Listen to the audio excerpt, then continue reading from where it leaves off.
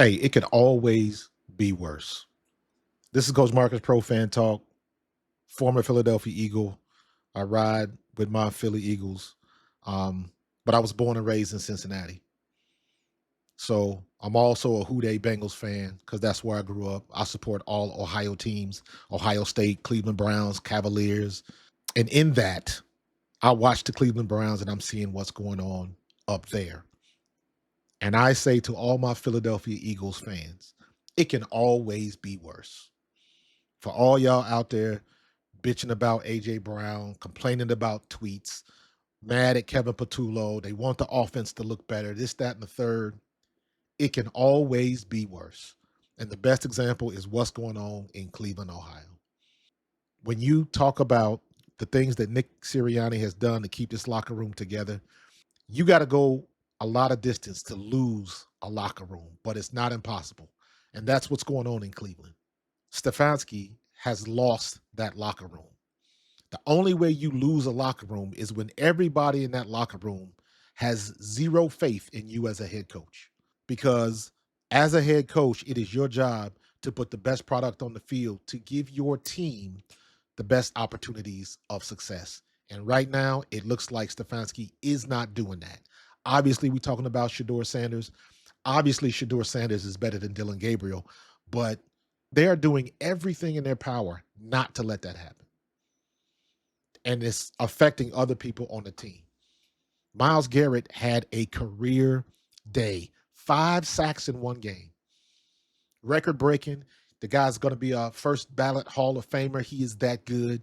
He is in your back pocket. And everybody's coming out to say, well, he signed for the money, so you get what you get. Nah, there were some assurances when he signed that contract from the Cleveland Browns. Hey, we glad we got you, but you are a big piece of this organization, and we're going to get the other stuff fixed. We're going to make it better for you. We're going to put some pieces in place so we can build a winner here, but you are a big piece of this puzzle.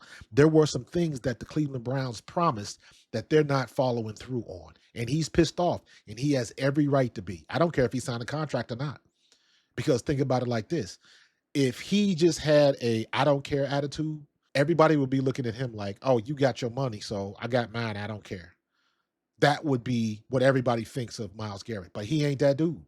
He cares about what's going on the team. He cares about the guys in the locker room, and he wants to win. Everybody wants to win. But when you see that your coach and your organization are not coming up with their end of the bargain, that is a problem. It is not hard to figure out that Shador Sanders is better than Dillon Gabriel.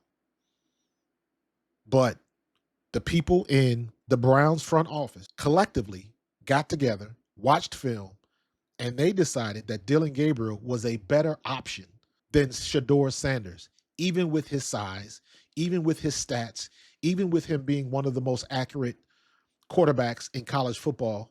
And if you switched the measurables, if you switched the attributes and the stats, it would be no question how long the leash for Dillon Gabriel would be. Got to give him time, wait till the game slows down for him. They would exhaust every measure. And you're just not getting that for Shador Sanders. And now it's been proven. Like, how much do you want to see? Look at the media up in Cleveland.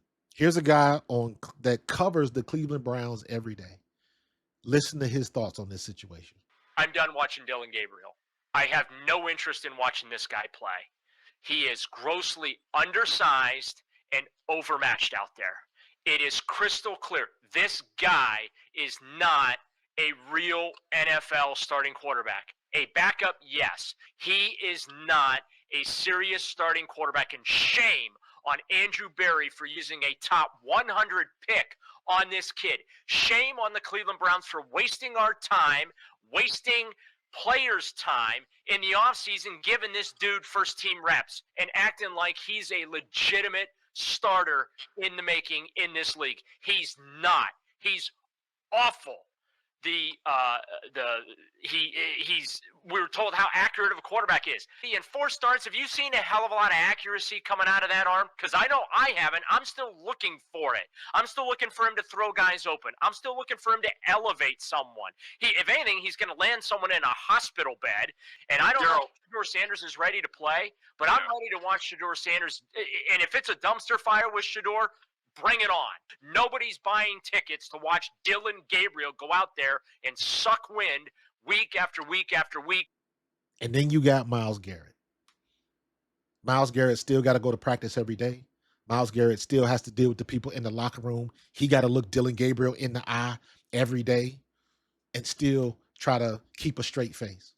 This is Myles Garrett in the press conference after the loss to the Patriots, when one of the reporters tells him, hey, Stefanski said that we are going to stick with Dillon Gabriel after the bye.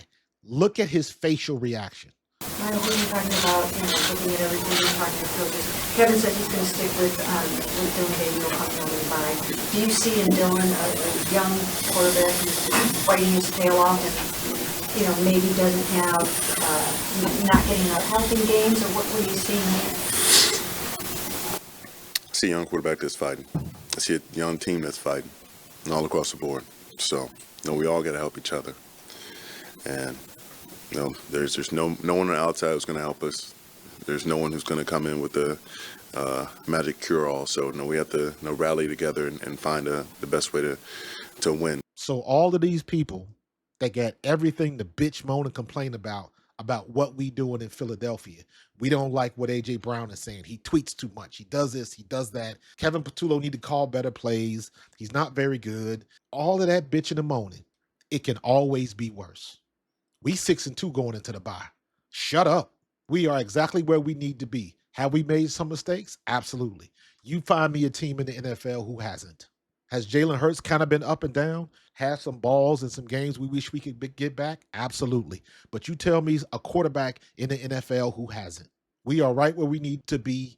We are getting better and getting things in order. Kevin Patullo is getting better. We are all getting on the same page. And hopefully, when we come out of this break, everything will start clicking. That game that we had against the Giants, all 3 phases clicked for the first time this year. So I don't want to hear anybody from Philadelphia bitching because it should be this way or that way. I don't want to hear you bitching that the offense looks better without A.J. Brown. That's bullshit. The offense looked better last week with A.J. Brown. The offense looked better against the Giants because the offensive line finally blocked the way they should have been blocking. So stop with the nonsense and keep it 100. If you can't, shut up. Because clearly you don't watch tape. But for all my people in Philadelphia, for all y'all Philadelphia faithful, look at the Cleveland Browns. It can always be worse.